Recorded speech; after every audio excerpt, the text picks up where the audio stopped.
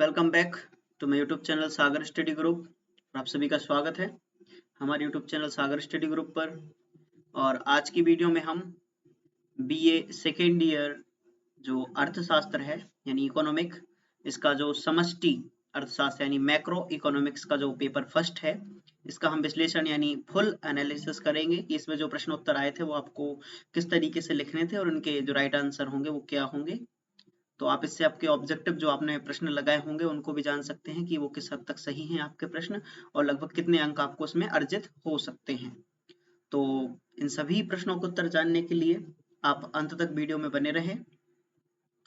और वीडियो शुरू करने के पहले अगर आप हमारे चैनल पर नए हैं और अभी तक आपने हमारे चैनल को सब्सक्राइब नहीं किया है तो चैनल को सब्सक्राइब कर लें और पास वाले बेल आइकन को भी प्रेस कर दें ताकि हमारे आने वाले नए वीडियो की नोटिफिकेशन सबसे पहले आपको मिल सके।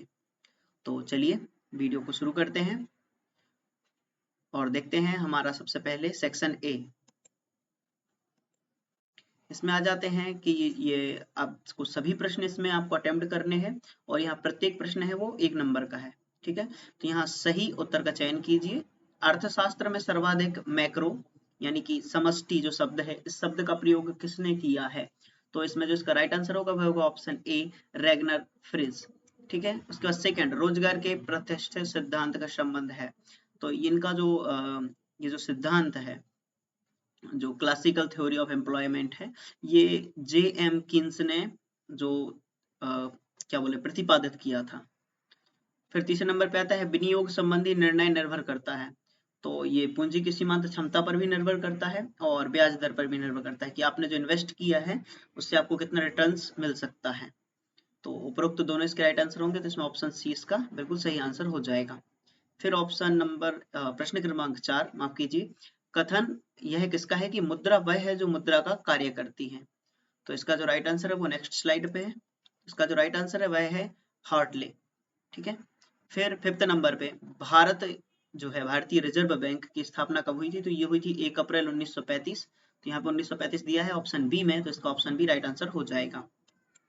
आ जाते हैं सेक्शन बी पर यानी खंड बा, और यहाँ पे है शॉर्ट आंसर टाइप क्वेश्चन। प्रत्येक प्रश्न 2 नंबर का है और यहाँ पे लगभग आपको 5 प्रश्न दिए गए हैं। तो पहला प्रश्न है कि समष्टि अर्थशास्त्र का अर्थ बताइए। तो right meaning of macro economics, तो इसका जो राइट आंसर है वो आगे एक स्लाइड पे दिया गया है। यहाँ पे इसका राइट आंसर लिखा गया, तो आप इस यहाँ से लिख सकते हैं कि समष्टि अर्थशास्त्र में समस्त आर्थिक क्रियाओं का संपूर्ण रूप से अध्ययन किया जाता है। मतलब ये बहुत बड़े लेवल पर ये जो इसका अध्ययन करता है, इसका स्टडी करता है। राष्ट्रीय आय एक बहुत बड़ा मुद्दा है अर्थशास्त्र के अंतर्गत।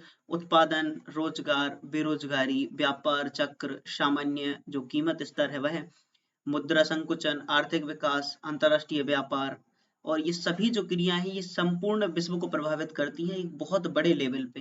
तो इसलिए समष्टि अर्थशास्त्र है, ये बहुत बड़ी इकाइयों का अध्ययन करता है।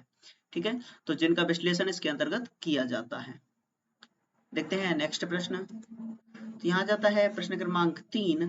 तो यहाँ पे प्रश्न कहता है कि जो से है, से के जो बाजार नियम है उनको समझाना है। Explain says law of market. तो इसका जो आंसर है वो आपको नेक्स्ट स्लाइड पे दिया गया है, यहाँ पे दिया गया है।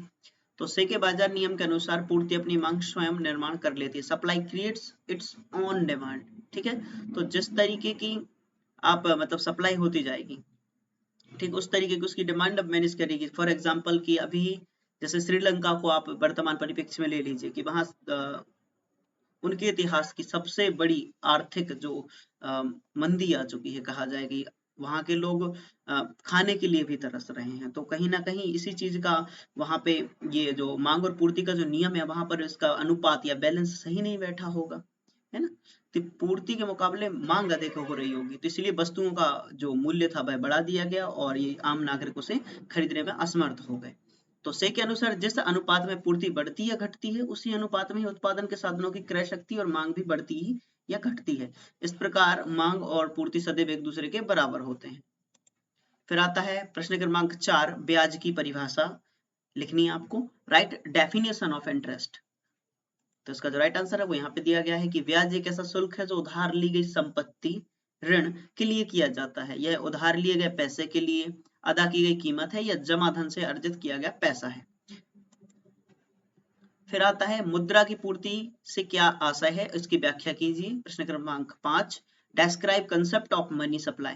तो यहाँ पे आ जाएगा, वे मुद्रा का तरल रूप है क्योंकि जमाकर्ता अपने खातों में जमा राशि से चेकों द्वारा चाहे जितनी राशि कभी भी निकाल सकता है और बैंकों को मांग पर तुरंत भुगतान करना पड़ता है। व्यापारिक बैंकों की मांग जमाओं के पास विद्यमान करेंसी दोनों को मिलाकर M1 से व्यक्त किया जाता है, जो मुद्रा की कहें कि सप्लाई है। ठीक है, उसके बाद प्रश्न क्रमांक 6, यहाँ पे बोला गया कि बैंकों का महत्व विस्तार से समझाइए। तो यहाँ आपको ब्रीफ में समझाना है। ठीक है, explain importance of bank in bribe.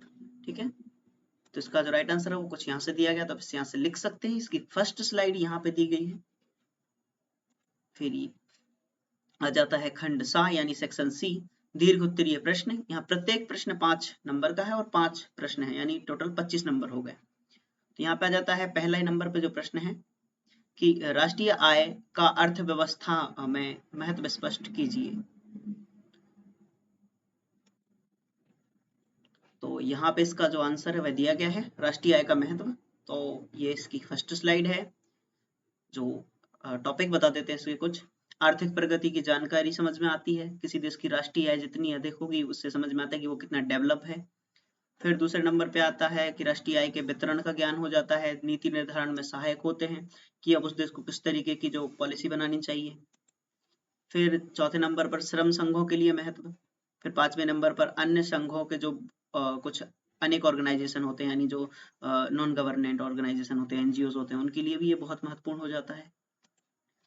फिर आता है प्रश्न क्रमांक 8, विनियोग गुणक या गुणक का पर निबंध लिखना था और सेकंड में था कि विनियोगों के प्रकार। तो ये इसका बेस्ट आंसर रहता है अथवा, यानी विनियोगों के प्रकार। तो इसमें जो वर्तमान में इसका जो आंसर ये विनियोग के प्रकार वाला हम लोगों ने किया है, तो आप इसका आंसर यहाँ से देख सकते हैं।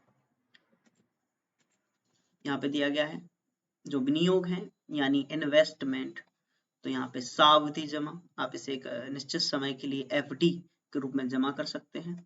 उस पर आपको इंटरेस्ट या ब्याज मिलेगा। उसकी ब्याज दरें अलग अलग होती हैं क्योंकि ये एक निश्चित तिथि के लिए ही जमा होता है, उसके पहले आप इसे विड्रॉल नहीं कर सकते। फिर होते हैं बॉन्ड। ठीक है, फिर थर्ड नंबर पे लोक भविष्य निधि PPF। ठीक है, तो ये यहाँ पे दिया गया इसका। फिर स्टॉक, अभी तो आप लोग बहुत ये सुन रहे होंगे, स्टॉक मार्केट है, शेयर बाजार। अभी यूक्रेन और जो बात करें रसिया, इनके बीच में जो युद्ध हुआ उससे स्टॉक बाजार पर बहुत ज्यादा प्रभाव पड़ा। बहुत से देशों में तो इससे वहां पे क्या बोले कि जो महंगाई है वह भी बढ़ गई है, और शेयर जो बाजार है वह जैसे ही इनके बीच युद्ध हुआ था शेयर बाजार नीचे गिर गया था। तो ये कहीं ना कहीं अंतरराष्ट्रीय स्तर पर भी प्रभावित होता है स्टॉक। तो ये भी एक प्रकार का विनियोग का प्रकार ही है। फिर आ जाता है प्रश्न क्रमांक 9, ब्याज के उधार देय कोष सिद्धांत की व्याख्या कीजिए। और इसका अथवा था, किन आधारों पर पूंजी की सीमांत क्षमता की आलोचना की जाती है। तो इसका भी जो आंसर है वो इसका अथवा वाला है, यानी कि जो किन आधारों पर पूंजी की सीमांत क्षमता की आलोचना की जाती है, ये वाला। ठीक है, तो इसका जो राइट आंसर है वो आपको नेक्स्ट स्लाइड पे है। यहाँ पे इसका आंसर दिया गया है, तो आप इसे यहाँ से लिख सकते हैं। ये भी है। फिर आता है प्रश्न क्रमांक 10, मुद्रा के मूल्य का अर्थ संक्षिप्त में समझाइए। Explain meaning of value of money and bribe. तो इसका जो मुख्य प्रश्न किया गया है, यानी यही 10वां, इसका जो आंसर है यहाँ पे दिया गया है, मुद्रा मूल्य निर्धारण का वस्तु सिद्धांत जो यहाँ पे दिया गया है, तो आप इसे यहाँ से लिख सकते हैं। फिर आता है प्रश्न क्रमांक 11, मौद्रिक नीति के उद्देश्यों की व्याख्या कीजिए। तो explain main objectives of monetary policy. तो इसके हम लोगों ने आपको कुछ टॉपिक वाइज ही यहाँ के जो उद्देश्य बताए हैं कि इसके जो ऑब्जेक्ट्स हैं क्या। तो पहला हो जाएगा कीमतों में स्थायित्व, रोजगार में वृद्धि, तीसरा आर्थिक विकास, चौथा विनिमय दर से स्थायित्व, पांचवा बचत और विनियोग में साम्य, छठवा विकास के लिए साधनों को जुटाना, और ये जो 7वें नंबर पे है, मुद्रा की मांग व पूर्ति में सामंजस्य स्थापित करना, यानी कोऑर्डिनेशन होना जो डिमांड और सप्लाई उनके बीच में। तो ये इसके मौद्रिक नीति के कुछ उद्देश्य हैं। तो आप इन टॉपिक्स पर एक एक दो लाइन और ऐड करके इन्हें एक अच्छा आंसर बना सकते हैं इसके द्वारा। और आई होप आपके लिए वीडियो हेल्पफुल रही होगी। तो थैंक्स फॉर वॉचिंग, और आप सभी का बहुत बहुत धन्यवाद जो अभी तक आप वीडियो पर बने रहे। और अभी तक अगर आपने चैनल को सब्सक्राइब नहीं किया है तो प्लीज़ चैनल को सब्सक्राइब कर लें, बेल आइकन को भी प्रेस कर दें। आज की वीडियो में बस इतना ही, मिलते हैं नेक्स्ट वीडियो में। Thank you.